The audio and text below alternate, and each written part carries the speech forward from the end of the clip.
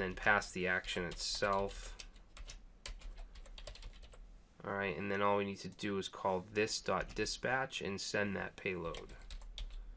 This.dispatch, and we'll pass in payload. Alright, and that's it. We just need to export it.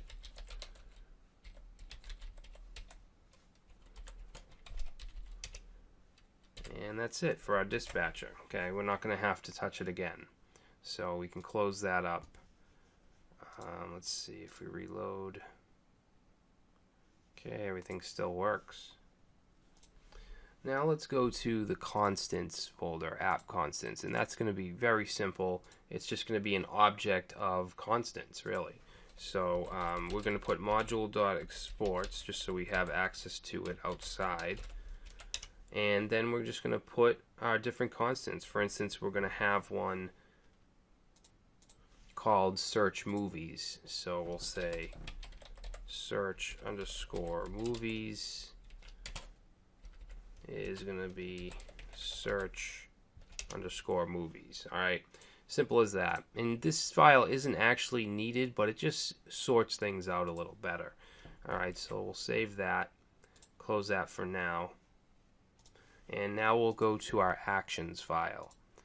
Alright, we're not going to create any actions just yet. I just want to get it set up. Alright, so we need to include our dispatcher.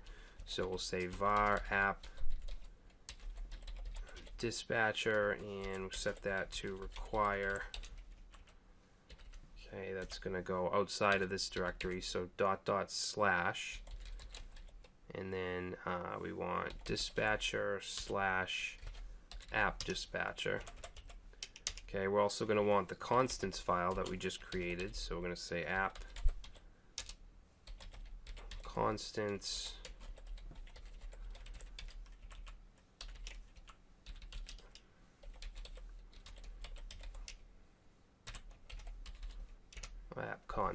all right, and then we're going to have a variable called app actions, and we're going to set that to an object,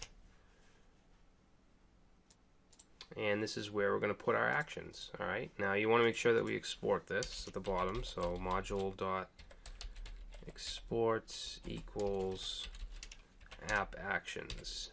All right, so that's where we'll set those up. Now the store, let's go to stores and then app store, and this is where most of the data logic will go. Alright, so we need to include a few things. We need our dispatcher and constants. I'm actually going to copy that from the actions file. Alright, and we're going to need something called the event emitter. Okay, so we're going to say var event emitter, and we're going to set that to require, and we want to require events and then .event emitter, just like that. Okay, we also need our object assign.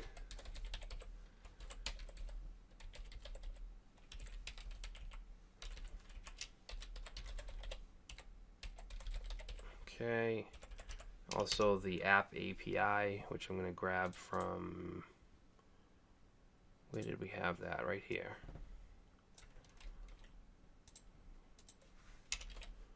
Okay, and then we're going to create a constant called change event, and we're just going to set that to the text of change, to the string of change. Alright, now let's create a variable for our movies array. Okay, when we go and use the API and we fetch the movies and bring it back, we're going to put it in an array called underscore movies. Okay, I'm going to set that to just an empty array for now. We're also going to have a variable called selected, and what that's going to be, it's going to be empty for now. When we put something in the search form and click search, then this is going to be filled with whatever is in there. Alright, so the next thing we want to do is create the app store variable, and we're going to set that, and we want it to go to assign. Alright, and then in here we're going to put in an empty object, and then we want our event emitter. We want to say event emitter dot prototype. Alright, whoops, prototype. And then we can create our store methods or store functions, which will go here. Now, a lot of this stuff can be repeated in other applications, so you can kind of use it as a template. There's some stuff here that you may not fully understand, but just know that it needs to be there. Alright, so we're going to need a function called emit change. Alright, so let's say emit change, set that to a function, and it's just going to do this dot emit. Alright, and then we're going to pass in that change event. Alright, that's all it's going to do.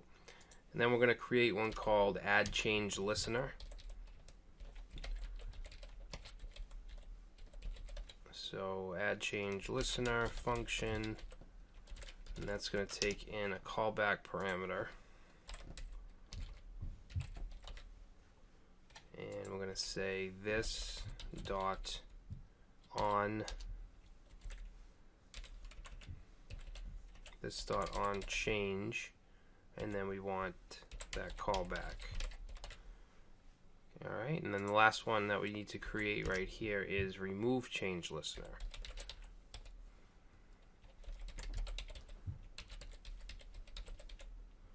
Okay, so set that to function. Same thing, gonna take a callback.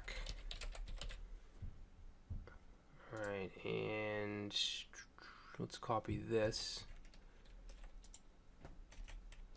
And instead of this dot on, we want this dot remove listener.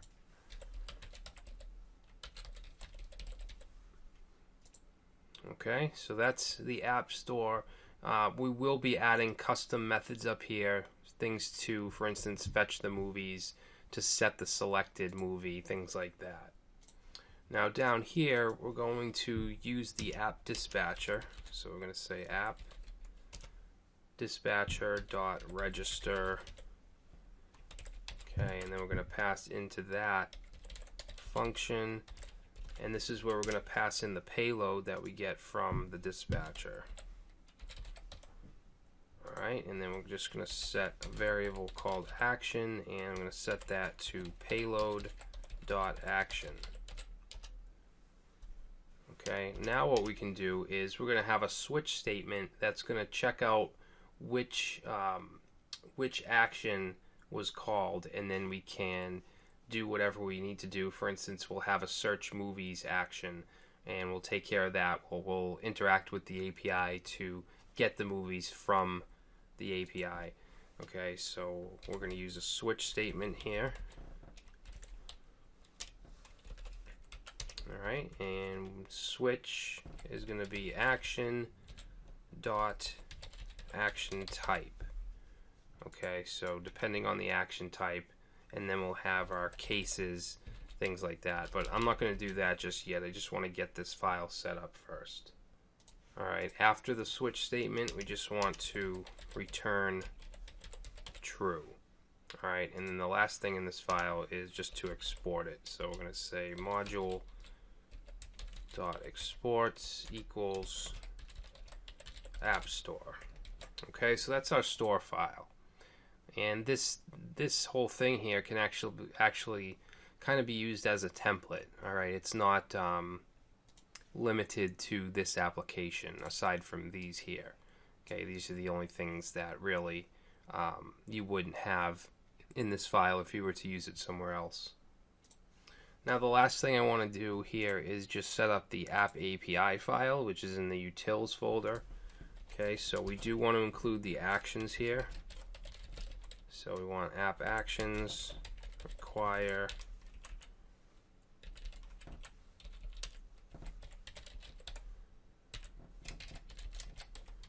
app actions. Okay, and then we're just going to set up a module exports so that we can read this outside of this file, and then that's where we'll have our API calls. For instance, we'll have search movies, which will be a function. Alright, so I'll just set that up for now, and that's going to take in a movie parameter. Alright, but we'll finish this function later on. Alright, so that's going to be it for this video. We have all of our files set up, all of our includes, things like that. In the next video, we're going to start to create our search form. Okay, that's really all the page is going to consist of. At first is just a search form, and then once we enter the movies, we'll create our results and all that good stuff. Alright, so I will see you in the next video.